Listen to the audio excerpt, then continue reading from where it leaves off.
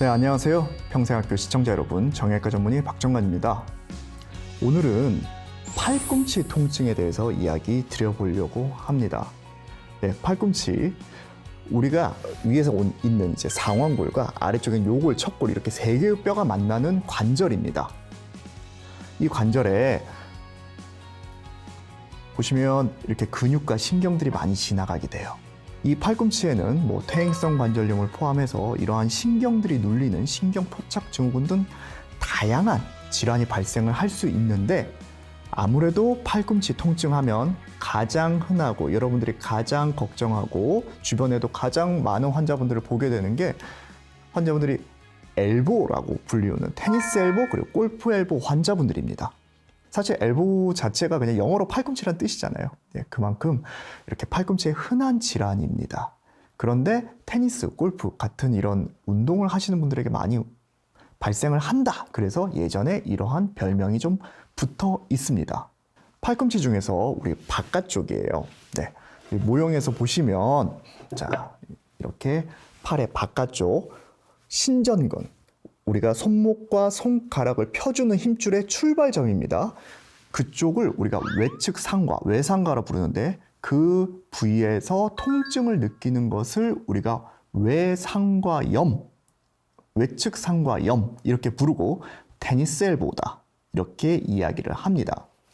반복적으로 사용을 많이 해서 과사용에 의해서 힘줄에 미세 파열이 발생을 하게 되고, 그 힘줄이 회복될 시간이 없어요. 회복될 시간을 주지 않으니까 힘줄 실질이 치유되지 못하면서 불완전하고 비정상적인 상태로 회복된 겁니다. 그래서 이거는 일종의 퇴행성 질환이라고 볼 수가 있습니다. 그런데 재밌게도 이 테니스 엘보라는 병명은 붙었는데 10% 정도만 테니스 운동과 관련이 있고, 나머지 분들은 그냥 직업적 특성이나 다른 운동을 하면서도 발생을 많이 하는 것으로 알려져 있습니다. 테니스 엘보, 골프 엘보 이렇게 두 가지를 이야기하지만 실제로 테니스 엘보 환자분들이 약 4배 내지 5배 정도 더 많습니다. 그리고 양팔 중에서 내가 주로 사용하는 팔에 이러한 증상이 많이 발생을 하는 것으로 알려져 있습니다. 네, 그러면 반대로 이제 골프 엘보. 골프 엘보는 이 반대쪽입니다. 우리 내측 손목과 손가락을 구려주는 힘줄, 굴곡근이 출발하는 기시부에서 발생한 검병증을 이야기를 합니다. 그래서 내측 상과염, 내상과염이라고 진단명이 붙어 있고요. 말씀드린 대로 테니스 엘보도 테니스하고 직접 관련이 없듯이 골프 엘보도 골프하고 직접 관련이 없는 분들 많으세요. 그래서 진단명을 골프 엘보입니다 말씀드리면, 저는 골프도 안 치는데 무슨 골프 엘보가 와요? 이렇게 얘기하시는 분들이 많으세요.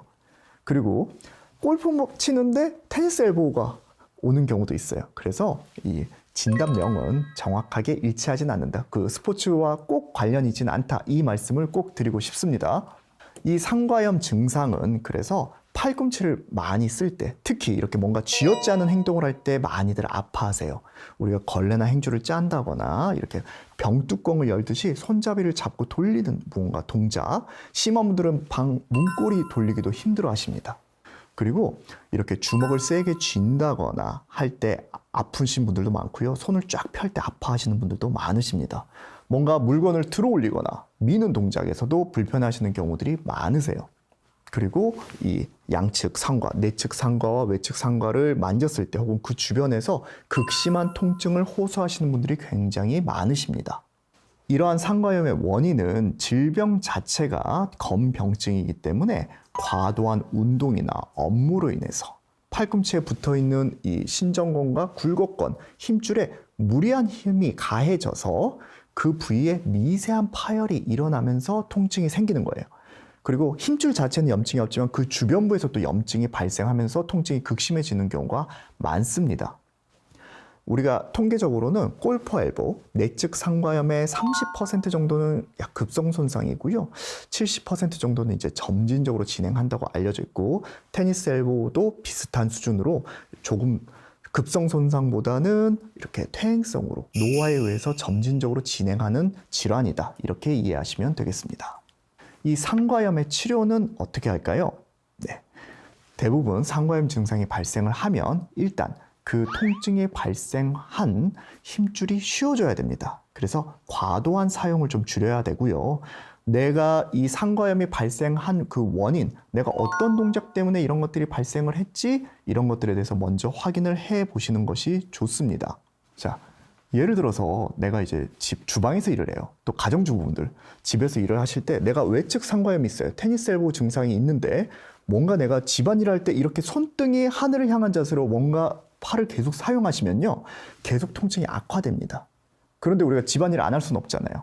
뭐 요리를 업으로 하시는데 그걸 안 할 수는 없어요. 이럴 때는 내측 상과염이 없다면, 팔꿈치 안쪽에 통증이 없다면 이렇게 뒤집어서 손바닥이 하늘을 향한 자세로 사용을 해주시면 내가 아픈 외측 상과는 조금 쉴 수 있습니다.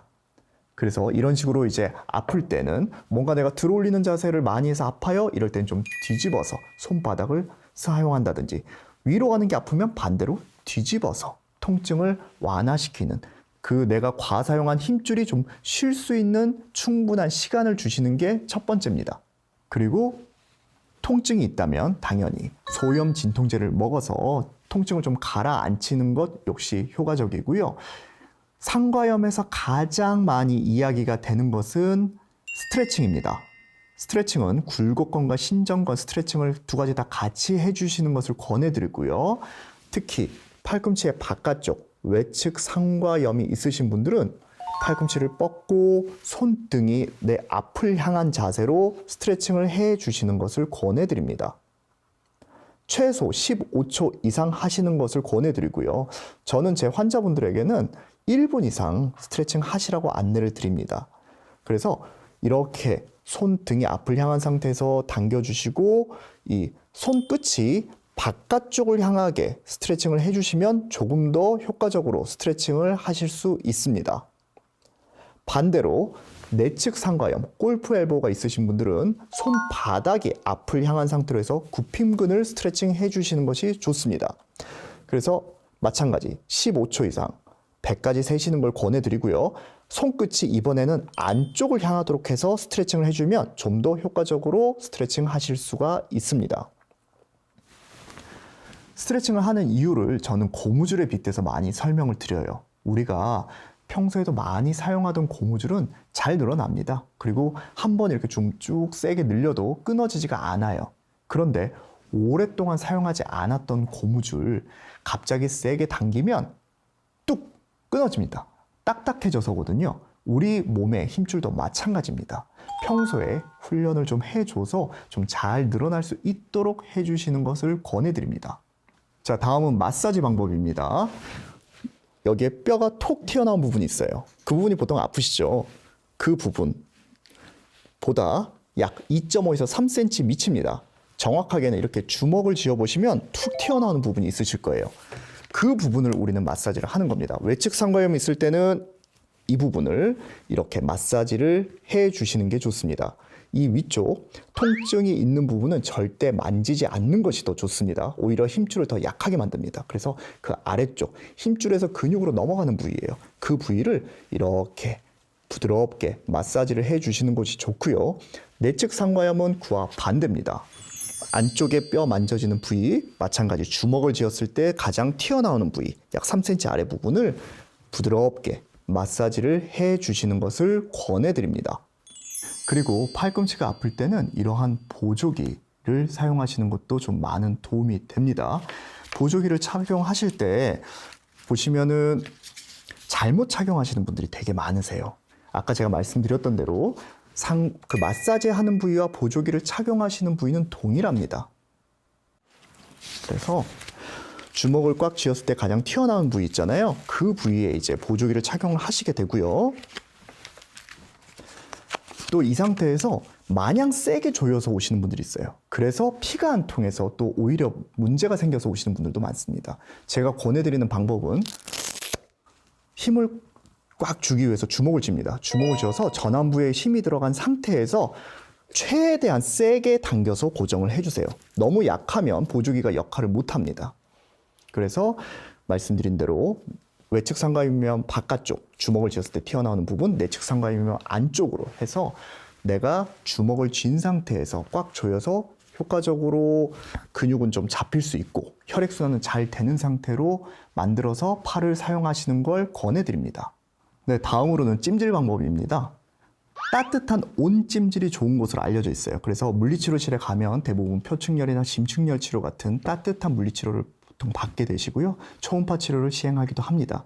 또한 그 힘줄의 재생을 좀 촉진하기 위해서 체외 충격파 치료를 병행하는 경우도 많습니다. 네, 그리고 이제 병원에서 할 수 있는 치료 중에 또 주사요법을 많이들 받으세요. 네, 주사의 종류도 굉장히 다양합니다. 제가 염증은 아니라고 말씀드렸지만 일단 통증이 심하기 때문에 좀 센 염증을 치료하기 위해서 스테로이드 주사를 시행할 수는 있는데 스테로이드 주사는 초기에는 효과가 좋은 반면에 시간이 좀 지나면 다시 통증이 재발하는 경우가 굉장히 많은 것으로 알려져 있어요. 그래서 사실 그렇게 권하는 주사 치료법은 아닙니다. 이러한 노력들을 했는데도 호전이 없다. 그럴 때 최종 선택 방법은 수술적 치료가 있겠습니다. 하지만 실제로 수술까지 가시는 외상과염, 내상과염 환자분들은 그렇게 많지는 않습니다. 저 역시도 팔꿈치 환자분들을 굉장히 많이 치료하고 있는데 저에게 하루에 오시는 환자분들이 한 5분, 10분 이렇게 되시거든요. 그런데 제가 1년에 상과염 치료하시는 분들은 채 10분이 되지 않습니다. 그래서 너무 수술에 대해서는 걱정을 안 하셔도 될 것 같습니다. 오늘은 팔꿈치에서 가장 흔한 통증의 원인 외상과염, 내상과염 인 테니스 엘보와 골퍼 엘보에 대해서 알아봤습니다. 오늘 알려드린 스트레칭 방법 열심히 하셔서 팔꿈치 통증 없이 건강한 삶 사시길 바라겠습니다. 감사합니다.